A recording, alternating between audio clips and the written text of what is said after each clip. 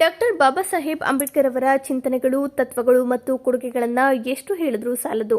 ವರ್ಷದಲ್ಲಿ 365 ದಿನವೂ ಅವರ ಬಗ್ಗೆ ಮಾತನಾಡಿದ್ರೂ ಅವರ ಮಹತ್ವ ಮುಗಿಯುವುದಿಲ್ಲ ಎಂದು ಸಂಸದ ಶ್ರೇಯಸ್ ಎಂ ಪಟೇಲ್ ಭಾವುಕರಾಗಿ ಹೇಳಿದ್ದಾರೆ. ನಗರದ ಜಿಲ್ಲಾಧಿಕಾರಿ ಕಚೇರಿ ಆವರಣದಲ್ಲಿ ಶನಿವಾರ ಹಮ್ಮಿಕೊಳ್ಳಲಾಗಿದ್ದ ಡಾಕ್ಟರ್ ಬಿಆರ್ ಅಂಬೇಡ್ಕರ್ ಅವರ 69ನೇ ಪರಿನಿರ್ವಾಣ ದಿನದ ಕಾರ್ಯಕ್ರಮದಲ್ಲಿ ಸಂಸದರು ಪ್ರತಿಮೆಗೆ ಮಾಲಾರ್ಪಣೆ ಮಾಡಿ ಪುಷ್ಪಾರ್ಚನೆ ಸಲ್ಲಿಸಿದ ನಂತರ ಮಾತನಾಡಿ, ಸಂವಿಧಾನ ಶಿಲ್ಪಿ, ಸಮಾನತೆಯ ಶಿಲ್ಪಿ, ಸಾಮಾಜಿಕ ನ್ಯಾಯದ ಹೋರಾಟಗಾರರಾದ ಡಾಕ್ಟರ್ ಅಂಬೇಡ್ಕರ್ ನಮ್ಮನ್ನ ಸ್ವತಂತ್ರವಾಗಿ, ಮಾನವೀಯವಾಗಿ ಬದುಕುವ ದಾರಿ ತೋರಿಸಿದರು.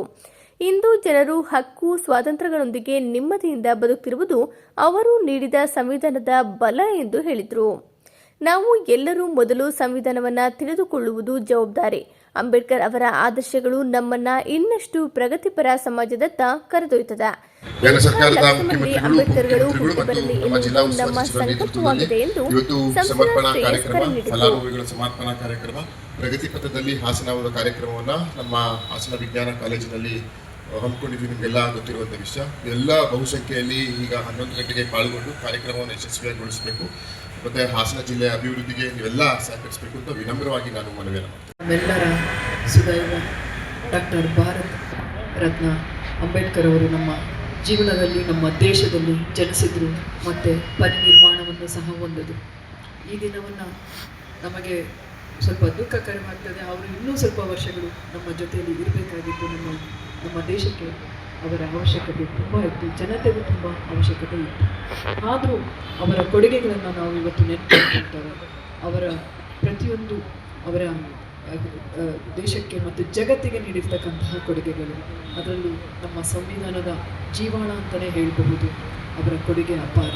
ಪ್ರತಿ ಕ್ಷಣದಲ್ಲೂ ಅವರನ್ನು ನೆನೆಯುತ್ತಾ ಇವತ್ತು ನಾವೆಲ್ಲರೂ ಇದ್ದೇವೆ. ಹೀಗೆ ಸಮಾನವಾಗಿ, ಸಮಾನತೆಯಿಂದ ನಾವೆಲ್ಲ ಈ ಕಾರ್ಯಕ್ರಮದಲ್ಲಿ ಇದ್ದೇವೆ ಅಂದ್ರೇ ಅದು ಡಾಕ್ಟರ್ ಬಾಬಾ ಸಾಹೇಬ್ ಅಂಬೇಡ್ಕರ್ ಇಂದಾಗಿ. ಹಾಗಾಗಿ ಇವತ್ತು ನಾವೆಲ್ಲರೂ ಅವರಿಗೆ ಗೌರವವನ್ನು ಸೂಚಿಸುವ ಮುಖಾಂತರ ಇಂದಿನ ಪರಿನಿರ್ವಾಣದ ದಿನವನ್ನು ನಾವು ಆಚರಿಸೋಣ. ಧನ್ಯವಾದಗಳು. ಅಧಿಕಾರಿಗಳು ಅವರು ಹೇಳಿದಾಗ ನಮಗೆಲ್ಲ ದುಃಖಕರವಾದಂತಹ ದಿನ. ಸಂವಿಧಾನ ಶಿಲ್ಪಿ ಡಾಕ್ಟರ್ ಬಿ ಆರ್ ಅಂಬೇಡ್ಕರ್ ಸಾಹೇಬರು ಹಾಗೂ Bharat Ratna doctor B R Ambedkar ಸಾಹೇಬರವರ ಪರಿನಿರ್ವಾಣ ದಿನ ಇವತ್ತು. ಅವೆಲ್ಲ ಮತ್ತೊಂದು ಎಷ್ಟೋ ಅವ್ರ ಬಗ್ಗೆ ಬಣ್ಣಿಸಿದ್ರು ನಾವು ಸಾಲದು. ವರ್ಷದ 365 ದಿನವೂ ಅಂಬೇಡ್ಕರ್ ಅವರ ಬಗ್ಗೆ ನಾವು ತಿಳಿದ್ರು ಅದು ನಮಗೆ ಸಾಕಾಗ್ತು. ಹಾಗಾಗಿ ಇವತ್ತು ಅವರ ಪರಿನಿರ್ವಾಣ ದಿನ ನಮಗೆಲ್ಲ ದುಃಖಕರವಂತಹ ದಿನ. ನಮ್ಮನ್ನೆಲ್ಲ ಒಂದು ಹಂತಕ್ಕೆ ಸ್ವತಂತ್ರವಾಗಿ ನೀವು ಬಾಳಿ ಅಂತ ನಮಗೆ ದಾರಿ ಹಾಕೊಟ್ಟು ಇವತ್ತು ನಾವೆಲ್ಲ ಸ್ವತಂತ್ರವಾಗಿ ಜನಪ್ರತಿನಿಧಿಗಳಾಗಿ, ಅಧಿಕಾರಿಗಳಾಗಿ ಸ್ವತಂತ್ರವಾಗಿ ಜನ ಇವತ್ತು ನೆಮ್ಮದಿಯಾಗಿ ಬಾಳ್ತಿದ್ದಾರೆ ಅಂದರೆ ಅದಕ್ಕೆ ಡಾಕ್ಟರ್ ಬಿ ಆರ್ ಅಂಬೇಡ್ಕರ್ ಸಾಹೇಬರ ಸಂವಿಧಾನ ಅಂತ ನಾವು ಹೆಮ್ಮೆಯಿಂದ ಹೇಳೋಕ್ಕೆ ಇಷ್ಟಪಡ್ತೀವಿ. ಇವತ್ತು ನಾನು ಹೇಳೋದು ಒಂದೇ, ನಾವು ಸಂವಿಧಾನವನ್ನು ತಿಳ್ಕೊಬೇಕು, ಹೇಳಬೇಕೆಂದು ಅದು ನಮ್ಮೆಲ್ಲರ ಜವಾಬ್ದಾರಿಯಾಗಿರ್ತದೆ.